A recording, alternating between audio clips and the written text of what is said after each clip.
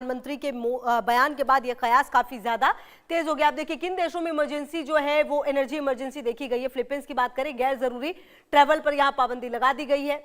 इसके अलावा आप देखिए देश भर में एनर्जी सेविंग प्रोटोकॉल लागू कर दिया है कि मतलब फालतू में आप एनर्जी को जो है वेस्ट नहीं कर सकते। करीब 45 दिन का फ्यूल स्टॉक उपलब्ध है इनके पास, फिलीपींस के पास। दूसरा, अगर श्रीलंका की बात करें, कुछ सेक्टर्स में पब्लिक छुट्टियां अनिवार्य है। बिजली और ईंधन बचाने की पूरी कोशिश की जा रही है। इसके अलावा पड़ोसी देश श्रीलंका का हाल हम बता रहे हैं। अब बांग्लादेश को देखिए, ऑनलाइन एजुकेशन को बढ़ावा दिया जा रहा है कि आप ऑनलाइन जो है एजुकेशन है उस पर ज्यादा काम करिए। फिक्स टाइम के लिए पावर कट हो रहा है, मतलब इस टाइम पे कट होगा तो होगा। पाकिस्तान में काम के घंटे कम कर दिए गए हैं, जो काम के आवर्स है उसको कम कर दिया गया। ऊर्जा खपत घटाने की जो कोशिश है वो की जा रही है। इसके माध्यम से कारोबारियों को वर्क फ्रॉम होम की सलाह दी गई है, मतलब कि घर से ही काम करें, ऐसी सलाह भी दी जा रही है। तो कुल मिलाकर ये पड़ोसी देशों का हाल है। अगर भारत की तैयारी क्या है वो भी अब आपको बता देते हैं। देखिए ये अगर देखिए हॉर्मुज से करीब अगर आप इसको समझिए कि लॉकडाउन इन भारत में क्या तैयारी है। एलपीजी सिलेंडर्स के लिए जो लंबी लाइनें हैं वो ना लगे, हालांकि इसकी पूरी कोशिश जो है वो की जा रही है।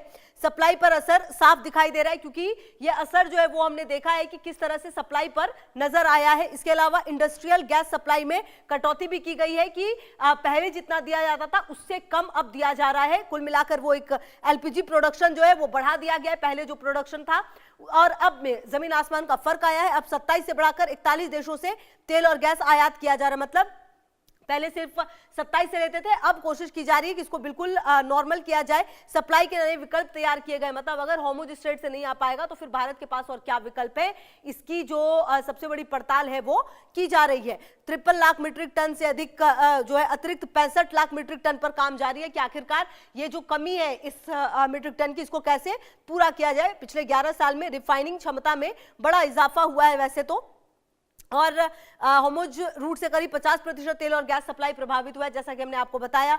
ऐसे में अगर ये युद्ध और लंबा चलेगा तो अब देखना होगा एलपीजी सिलेंडर्स के लिए जो लंबी लाइन है वो किस तरह छोटी की जाएगी। तो कुल मिलाकर सवाल ये उठता है कि क्या भारत में लॉकडाउन लगेगा। देखिए फिलहाल लॉकडाउन जैसे हालात नहीं है, लेकिन अगर युद्ध लंबा खिंचा तो स्थिति गंभीर हो सकती है, ये भी कहा जा सकता है। पीएम मोदी तैयार रहने की अपील भी कर चुके हैं, एक बार नहीं 2-2 बार। हालात बिगड़े तो वर्क फ्रॉम होम को बढ़ावा दिया जाएगा, इलेक्ट्रिक वाहनों पर जोर दिया जाएगा, पेट्रोल और डीजल से। फिलहाल देखिए लॉकडाउन जैसे हालात नहीं है, लेकिन युद्ध अगर लंबा खिंचा तो स्थिति गंभीर हो सकती है, इसमें भी कोई दो मत नहीं है। इसके अलावा पीएम मोदी ने तैयार रहने की अपील की है कि पूरा देश जैसे कोरोना में एक साथ था वैसे ही पूरे भारत को एक साथ आना पड़ेगा, टीम इंडिया को एक साथ आना पड़ेगा। हालात बिगड़े तो वर्क फ्रॉम होम को बढ़ावा दिया जा सकता है, मतलब कि जो काम घर रहते हो सकता है उस काम को वर्क फ्रॉम होम करने की कोशिश की जाएगी। इलेक्ट्रिक वाहनों पर जोर है, पेट्रोल और डीजल बचाने के लिए कोशिश की जाएगी। इसके अलावा सोलर एनर्जी और इंडक्शन चूल्हे को भी जो इस्तेमाल है वो बढ़ावा दिया जाएगा इसे। वैसे आपको बताया इंडक्शन की काफी ज्यादा बिक्री जो है पिछले दिनों देखी भी गई है।